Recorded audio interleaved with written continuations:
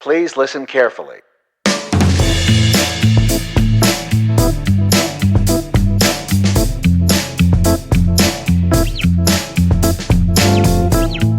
Hi, I'm Paul Fields. And I'm Dave Guzman. Welcome to Practical Bass, where each week we pick a topic of interest to you, the working bass player, and we sort of take it apart, we dissect it and look at it from the angles of our experience, and we actually ask you, the listeners, to come back to us with some feedback that we can then have a conversation about these topics. And we can do that in a number of ways. You could email us at podcast@practicalbass.com.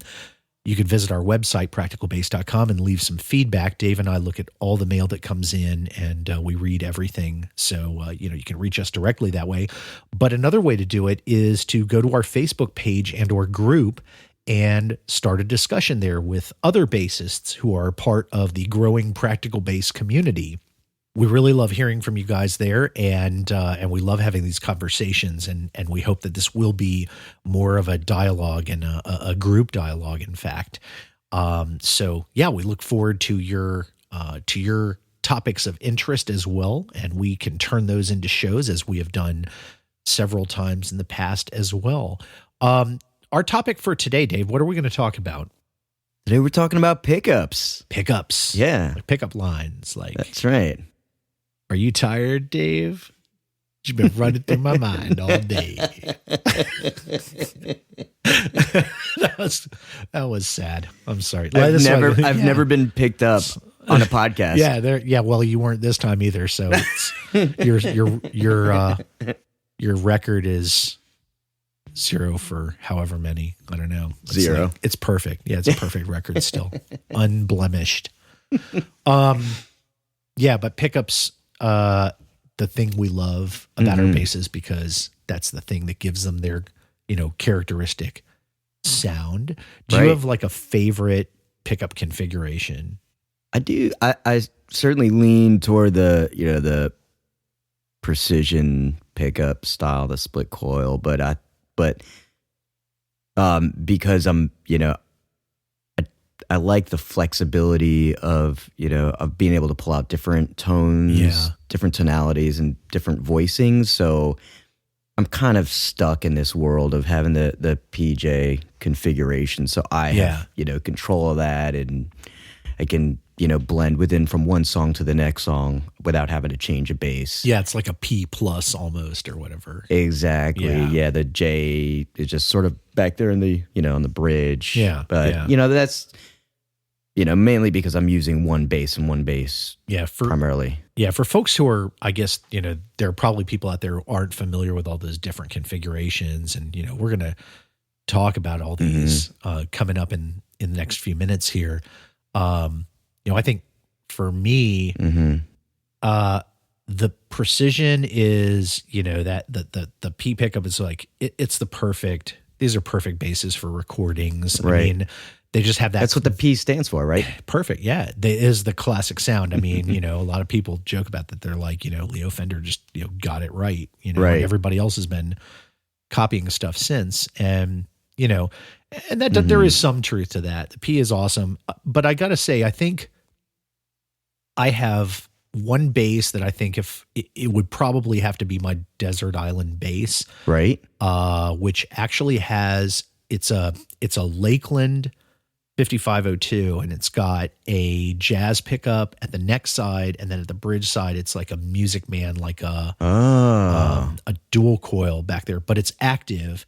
Yeah. And because of the way it's voiced, you end up being able to do a really convincing P sound, a really convincing jazz bass sound, and a pretty decent Music Man sound too. And I have all those basses, so I've been able to compare them, and it is pretty striking how close you can get. Wow. And so you can cover a lot of bases with that. So, that I guess, I don't know that it's my favorite configuration, but I think out of all the pickups of basses that I have, that one is the one that I think I could get by with any kind of gig with that bass. And that's a pretty unique configuration. You don't see that on a lot. That's with cool. That position and voicing and whatnot. So, Well, so, I think if we're going to talk pickups, right? I mean, the whole thing is to talk about how they work. Magic. It's magic. It is. They're little elves inside. And yeah, and they kind of just run around and like they hear what you're playing and they just like they yell down the line. They're like, G on the fifth fret on the D string, G. And then it just like they do it and really he's fast. just a little bit flat. Yeah. So just flatten it just a little bit. Just a little bit for effect. Like an eighth of a note. It is really though when you think about like the beauty of pickups, like that technology, that it is just taking the vibration from a metal string and somehow turning it into the beautiful sound that we get out of our amps. Yeah, it is. There is a magic to it. I mean, there's a when you learn about like what actually makes it happen. Yeah, that gives you a certain kind of appreciation, but at the other side, it's like being completely unaware of it. There is just a magic to how good pickups sound. Yeah, where it's like, who cares? You know, when you hear that the sound of a really good precision bass and somebody puts a pick to it and it just like barks at you and you're like, oh man. Like you're not thinking about electricity or anything like that. You're thinking about just that sound that just hits you in the face and the gut. Yeah, the right way. It's why we're bassists, because we fiend for that. The booty. So take us down the rabbit hole of the why, of the manual of how this works, because you don't want to ask me because I already gave you my best answers. Magic and it's cool. It's elves and they're awesome. Magic elves. But yeah, so I mean, you know, in truth, so the pickup is a transducer, right? And so what that means is it basically takes one kind of energy and turns it into another kind of energy. Mm-hmm. In this case, you've got, you know, a magnet, like it's basically like a magnetically charged core of or base of some sort, BASE, and then wound around that is usually copper wire, right? And so and that's wound around like thousands of times, like a thin filament that's sort of wound around the coil thousands of times. And what happens is that generates a magnetic pattern around the coil. Yeah. And when your string vibrates, your string actually is, you know, made of material that also like it reacts to magnetic fields. Right. And when it vibrates and disturbs that field, it creates an electrical impulse. Now, it's very, very faint, but it's enough, right? And then that electrical impulse gets sent down a wire to some sort of amplification. Now, sometimes that amplification might be a preamp in your active bass if it's an active pickup. Yep. And that means the active pickup has a different kind of style to how it's made. Right. Or it may just travel down your cable to your big amp stack, and that's where it gets amplified. Right. And that's what you hear. And yeah, that's pretty much all there is to it. It's literally just magnets and wire, and the way that reacts is all going to be a function of how the pickup is made, all sorts of other pieces. Yeah. It's still that's basically like conceptually it's like the picture starts to happen. I think like beyond that, that's all. My brain can't grasp anything further than that explanation. They're awesome. Yeah. We have different kinds of pickups too, right? Like, I think the bass that you've got now is an active bass, right? Like it is. Yeah. It's the first time I've actually used your Burrito bass. Right. Little plug there for Ailey Burrito. Great bass maker here in town. Yep. Cha-ching. But yeah, that's an active bass. Some of my basses that I, probably the ones that I play most often are, I usually am using active. Right. And, but then on the other hand, you've got like your standard precision or standard jazz basses or whatever. Those are passive. Yeah. The difference being basically, a passive bass is, a bass where no power is being supplied in the instrument itself. And an active setup, you are applying some power. And so what happens is if you have active pickups, you don't have to wind, like they don't need as much electrical strength Right. in that signal, because you've got basically a small amplifier built in Right. to the circuit, right? You power it with a battery or a couple batteries. Yep. So you can do it with like less copper wiring. On the good point of the active bass is that you can have fewer of those windings, because the battery on the bass is going to supply power right away. Right. You know, with only a short distance of wire between the pickup and your preamp circuit. Yep. You know, it's going to get that impulse, you know, with you know, very little length of that it has to travel. The signal doesn't have to travel very long. And then immediately you can raise the level of that signal. And of course, then you can do all sorts of nice things like EQ it on your, you know, on your bass. Right. Right. So that's kind of nice.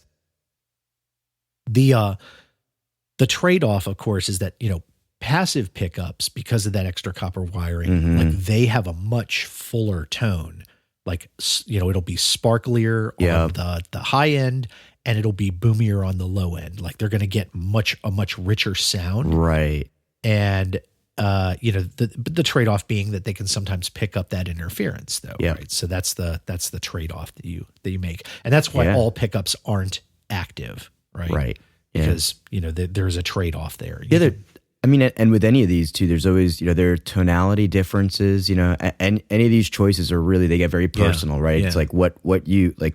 I mean, for the longest time, I would never do anything active. I was kind of hard-headed about it. And now playing an active bass, it has like a passive bypass. Yeah, like a switch where you can defeat it and just use it in passive mode. Which is great, because you know what? When a battery goes on these bad boys, like the ship sinks fast. Yeah. You want to be able to defeat that and use the passive mode, right? Just to kind of, you know, break through if you have to, just patch yourself to whenever the break is. Or, and when you do that, you know, of course, what you're going to realize when you go to that passive mode, you're going to find that, you know, the sound of the bass really becomes a lot duller. Right. And that's the trade-off, right? Because then you're going to need to go to your amp and kind of EQ it there. That's right. To get the most out of that sound. Yeah. I mean, what I like about the active is just, you touched on it, is really just the value of having, you know, an EQ right there on your bass. Yeah. It's very convenient, you know, and if you really want to throw in some bottom, you know, some of these, you know, the one I'm using an Aguilar OC3. I mean, it takes like 2 9-volt batteries. Like I feel it's supercharged, and you know, and it's really like I just have to turn the low just a little bit, and all of a sudden you get a big bump. It's huge. Yeah. Those are beefy preamps. The Aguilars are really, really well spoken of. This guy I know, Ted. I don't know if he's still listening in our audience. Ted Gould goes by Bliss. He's a great bass player out in San Diego. I know he is a big fan and I think an endorser of the Aguilar gear. And I think he put Aguilars in one of his, like he got a Sire bass and you know, which are great volume basses, but he dropped Aguilar pickups and a preamp into it. And that thing sounds good. Yeah, it's amazing. So you know, and there are other dimensions to what contributes to the sound other than just, is it active or is it passive? Right. Like, and it, like location of where the pickups are makes a big difference. Right. Like where do you, like when you're playing your bass, where do you tend to like rest your hand and play? Do you play like more towards the neck, towards the bridge? Like where do you usually end up playing? Yeah.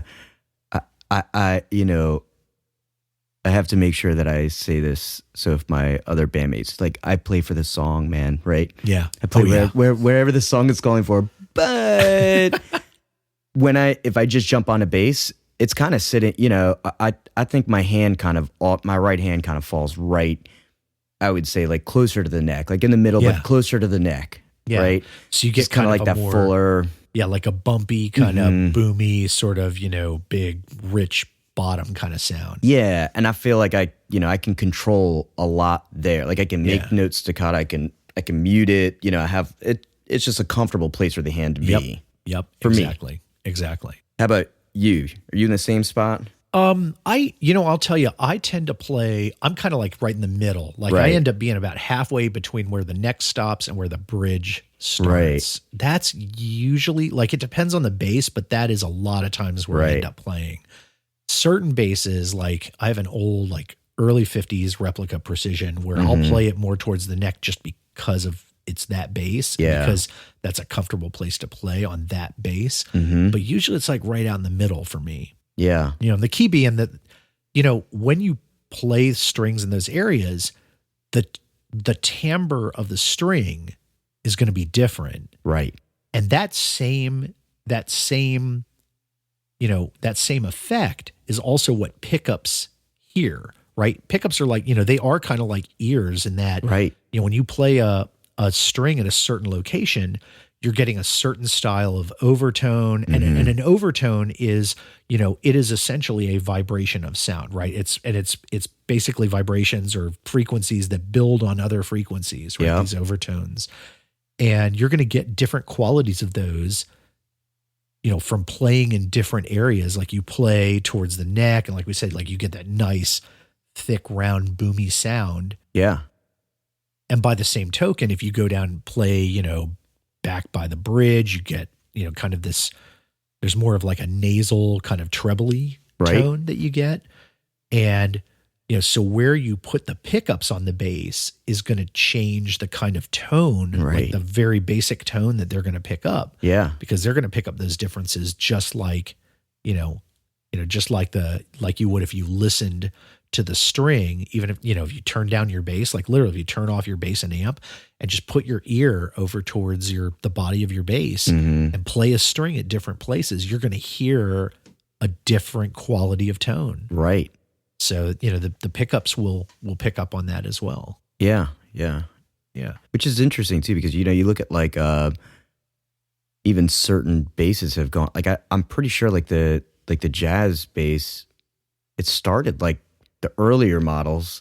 Yeah. They actually had their pickups laid, like the, standard layout. The pickups were kind of laid closer to the bridge, I think, right? Well, they went through a period, I think, where they did that in the 70s. In the 70s. Yeah. So, there's like, and those positions, makers will, like, they experiment with positions on pickups to like get the exact right balance that they want. Yeah. We should probably talk about like, different pickups that we talked about earlier. Like people heard us talk about P's and J's and these other things. And, what does that all mean? I mean, it's pretty simple. Like when you hear people talk about a P bass or a J bass, I mean, they're really talking about the precision in the jazz, right? The two Fender, like gold standards. Yeah. But there are some other ones out there too, right? And people will talk about the P, and a lot of times what they mean is the P style pickup. Right. Which the precision pickup is basically a split coil. So instead of having just like one coil that goes across the whole pickup, you basically have two coils in two different pieces. One of them is for the lower strings and one of them for the upper strings. And, the fact that those are split and they're at different areas kind of contributes to they're at different, lengthwise points on the string. That contributes to the characteristic tone a bit, right? Yeah. I saw a guy who had a reverse P pickup on his bass, where instead of having the E and A, the lower string coil closer to the neck, his was the other way around. Wow. And it really did change the characteristic of the bass. Like it was a little growlier and a little less boomy. It was really interesting. So yeah, but we talk about that as being the classic P pickup. The fact of the matter is that the earliest precision basses, like the first P pickups, were a single coil. Right. From whenever 1951, which I think was the first precision bass, to about I think 1956. They had just a single coil. And I've got a Fender replica bass like that has a custom pickup from a guy named Lindy Fralin, who's here in Virginia, down in Richmond. And he makes pickups for Telecasters, Strats, other kinds of guitars, but also basses. Yeah. And he makes like, all sorts of different bass pickups. And so this one has a custom wound pickup and it sounds great. Yeah. And it's one of those like, the single coil, but but the way he did it is he made it so it's kind of, it looks like one, but it's actually physically split and then reverse wound so it doesn't hum. You know what? Amazing. I was researching on his website, And I saw that. And I remember reading this. This was like a year ago. Yeah. That's pretty cool. Yeah. It really is amazing. So yeah, you get, yeah, I mean, all the guys that, you've heard of over the years, right? They're, you'll hear the precision pickup being put to work by, the biggies. Yeah. And I think it's good, like, just for, for the listeners, if you're just trying to figure out, like, really what's the difference, right? And it does come down to tonality. And I think that's why they kind of will refer to, like, certain basses, for either a period of time, like work with certain style pickups, and that helps define the tone and the sound, right? So when we're looking at, at the P configuration, I know, like, for me, I'm thinking like, Chuck Rainey, right? Yep. Rocco. Yes. The early I don't know what boots he played like after the 80s with that star bass, but when he was with the JBs, with James during Brown, that time, like, it was you played a precision bass. I mean, that was the bass. If you were playing funk or R&B or anything like that, any kind of any of the popular music of the day, it was almost always a precision bass. Yeah. Yeah. And so, I mean, and then, so many others, right? Yeah. Like Jamerson and all them. Yeah. And you'll still hear them, like, in modern music all the time. Like here's people probably know, like, Death Cab for Cutie. Right. Right. Go listen to pretty much, any of their recorded cuts where the bass sticks out. And you're hearing a precision, most likely. Yeah. Yeah. And then, of course, there's the jazz, right? The jazz bass was, kind of the successor. It was for, a different style of music. People were looking for a different kind of timbre. Mm-hmm. And so in a jazz setup is basically two single coil pickups, go all the way across. One is closer to the neck and one is closer to the body, right? So they look like these two bars, parallel bars. And so you got the one that's close to the neck, and it's going to pick up more of that, again, more of the body, more of the thumb. Right. And then you got the one that's closer to the bridge that kind of gets you more of the twang, that kind of nasally tone. Right. But then when you put them together, you add them together, and it gives you this amazing, like, growly, like, you get this growly sound. Right. That you just, you can't get you just can't get it with a precision bass the same way. Right. It's definitely a very different tone. Mm-hmm. And this is where, and that tone can change too, depending on where those two pickups, where each of those two pickups sits. And you talked earlier about the difference that happened in the 70s. So, Fender in the 70s kind of moved the spacing for those pickups around, so that the bridge pickup especially ended up closer to the bridge. Right. And that gives it a certain, like, almost like a more aggressive growl. Right. Because it's almost like even more nasal and twangy down there. It's on that tighter side. Yeah. Yeah. And so, like, you can get like basses with that kind of spacing have, like, for instance, having an incredible slap sound. Right. Right. Like, you hear Marcus Miller, Yep. right? Probably, the king of playing slap type funk bass, and his bass, right? Like, his famous bass, even though it's been worked on by some other people, and it's got this special preamp and stuff, but it started with a 1977 jazz, right? Where that spacing was such that, it has that really kind of aggressive, growly, you could get the slaps and pops come out really, twangy. And that's kind of his characteristic sound. But there are other guys who played jazz, right? Like, who are some of the greats? I mean, there's definitely, you got Jocko's out there, right? Yeah. Yeah, for sure. John Paul Jones. Yeah. Right. A cool one that I was thinking about too, that's sort of a different style, but the Family Man, Aston from Bob Marley. Yeah. Right. Like all those classic bass lines that are, he's, he was just playing a jazz bass, which it's interesting to see, like, you can get that sound out of it also. Yeah, you'll see there are a bunch of reggae guys, and what they'll do is, like, they'll basically take the back pickup, like, all the way out of it sometimes. Right. And they're just playing the front, and then they'll even scoop out some of the highs, so you get that, like, kind of subby-dubby, that really low wobble kind of sound, which is, incredible. Right. Yeah, and then you've got, like, the progressive rock guys like Geddy Lee, that he's known for his, like, he's got a whole probably closet full of jazz basses. Yeah. I saw Rush on tour, I guess, a few years ago, and he probably played like 4 or 5 different jazz basses, I think. Right. That one night. Yeah. And you'll hear that as well. Again, in new kinds of music, you'll hear bands that are playing, like, if it's like modern progressive or modern rock or something like that, you'll hear the jazz bass tone because, whether it's with fingers or a pick, it has this kind of brighter, more aggressive sound to it. Yeah. And again, like, the precision, it's not that the precision can't have an aggressive sound, but it's a different kind of quality. I'd say the jazz is a little more scoopy sounding. Yes. Yeah. Right. And like, there are a couple, we were talking about some different bands before we started recording, and like, the Deer Hunter, I was watching them recording an album, and the bass player was playing, he's playing with a pick, but he's playing a jazz bass, and you could definitely, like, it popped out with that sound. Yeah. Bass player for the Killers.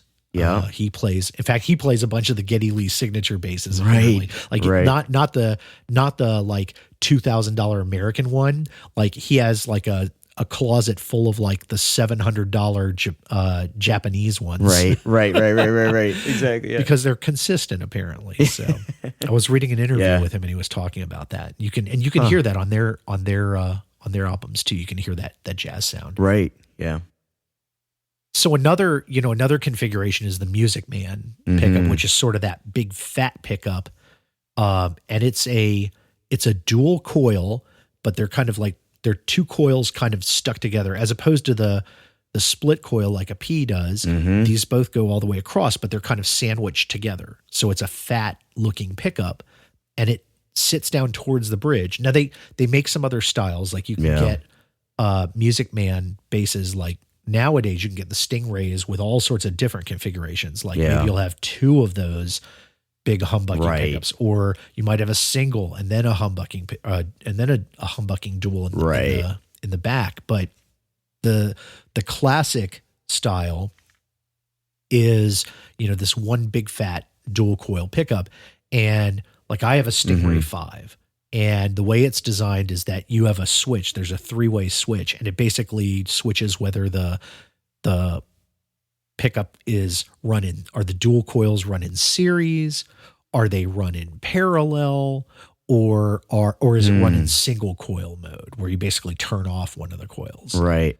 And and so it has like these 3 very different sounds. And even though that pickup sits back towards the back of the bass, it has a pretty good low end on it. Now, of course, it's also those are also active basses. So that's how I think they counter it. You have that, the low knob, and you bring that up, and it's like, brings all the boom. There it is. Yeah. Right. Yeah. And those are different. One thing to point out is like the Sterlings and the Subs and the other kinds that like look like Music Man basses, but they're not the same as the Stingray. Those are wired differently. So, if you're interested in how those pickups change, you probably want to look at like the manufacturer, to see how those work. Yeah. But, then there are people who play these, right? The Music Man basses. Yeah. I think the one of the earlier users was, Louis Johnson. Yeah. Right. Of the Johnson Thunder brothers. Thumbs. Yeah. Yep. And he was a bassist in Michael Jackson, Off the Wall, I think. Right. Yep. Or maybe Thriller.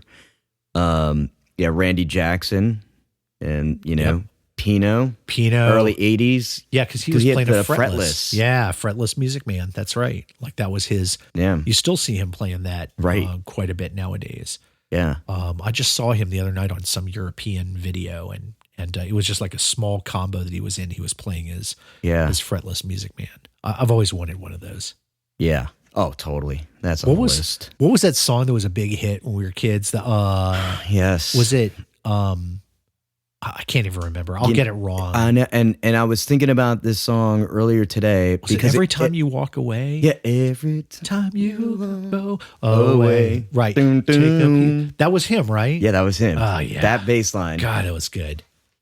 I mean, he did so much good stuff. It's not just that one. No, yeah. But that one is like one of those like 80s songs where there's a fretless bass that's so up front, like right out there on a pop station and killing it where it belongs. Right where it belongs. Yeah. And, but I think and if you've if you haven't at least tried out a Music Man pickup style, you just do yourself the favor. You got to.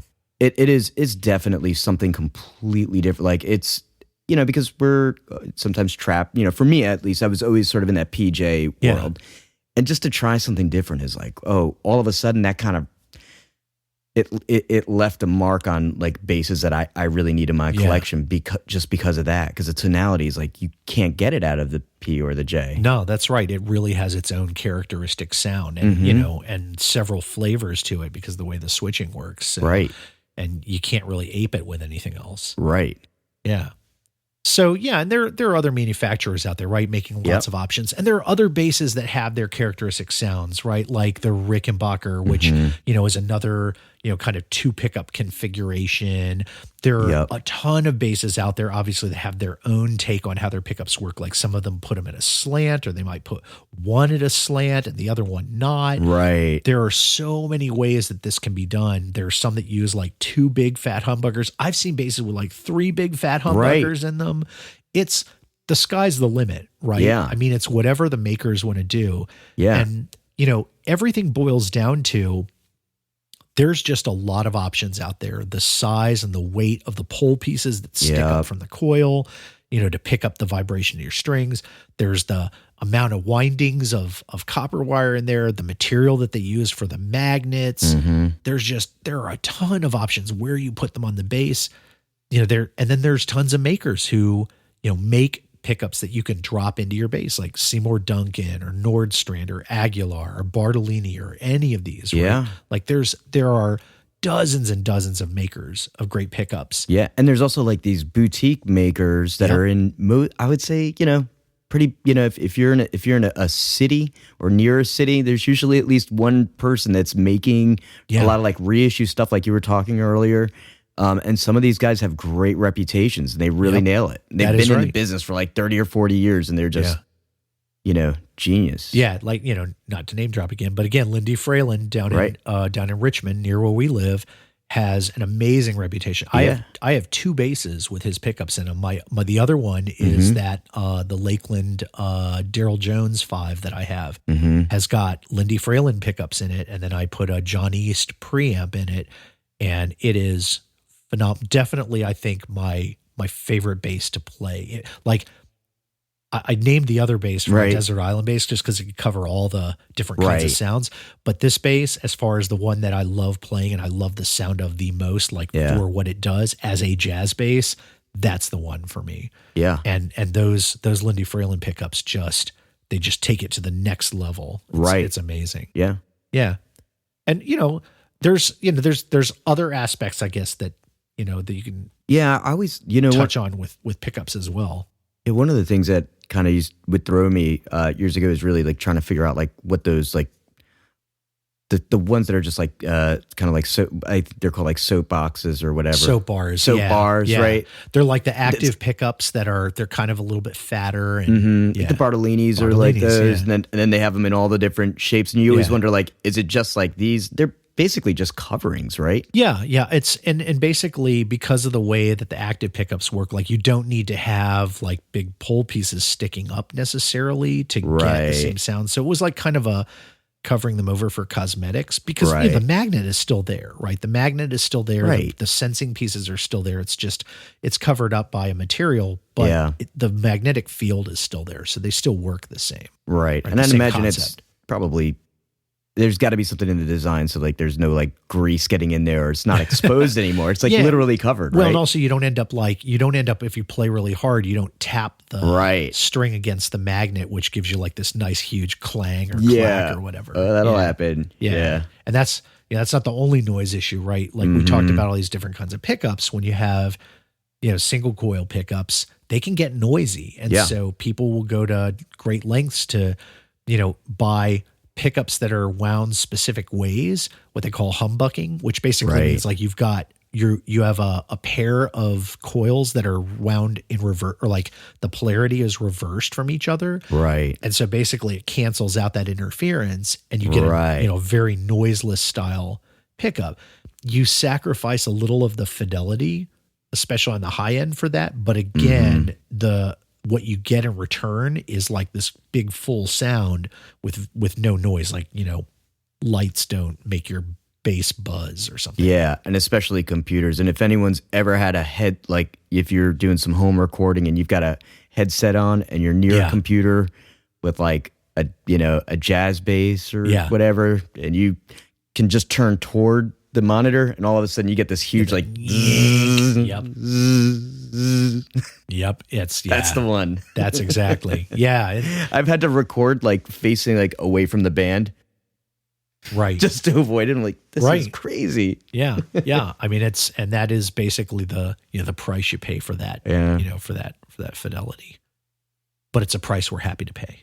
Yes. For that sound. I'll take another. Thank you, sir. Can I have another? Awesome. Well, that's as good a place to stop as any. We hope you have enjoyed listening to the information that we presented here about pickups, and we'd be happy to entertain your questions. If you've got some information to pass on about pickups, pickups that you really like, pickups that you've experimented with, different kind of configurations, or manufacturers whose work you dig, definitely let us know. One of the best ways to do that is come by the Practical Bass community on Facebook.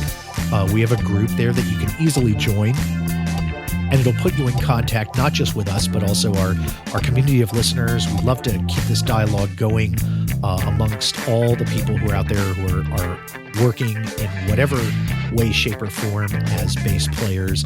That's really what this is all about, right? We want to help elevate your gigs and your gear, whatever level you're working at, get you to that next level.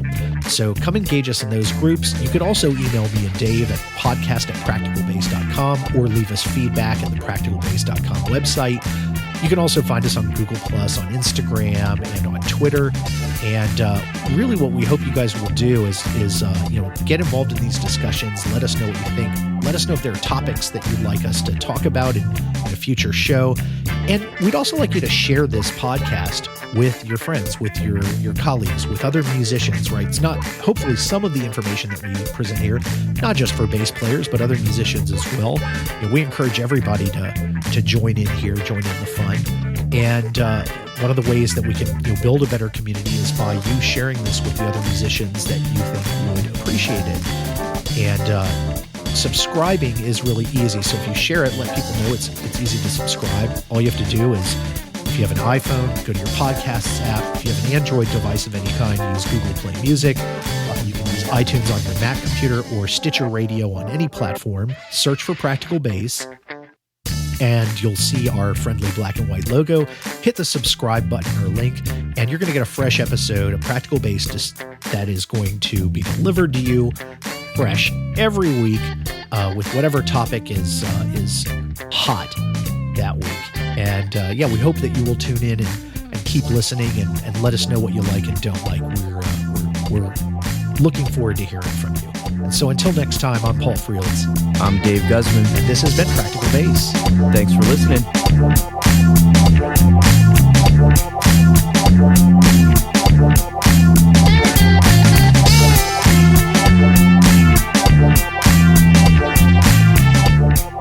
Yeah, and because that's who I always think about when I think about like mugging. I always think of like, some like 1940s like group of gangsters like, hey boys.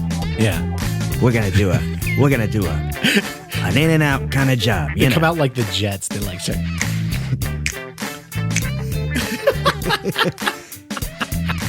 How's about we get a little piece of that action?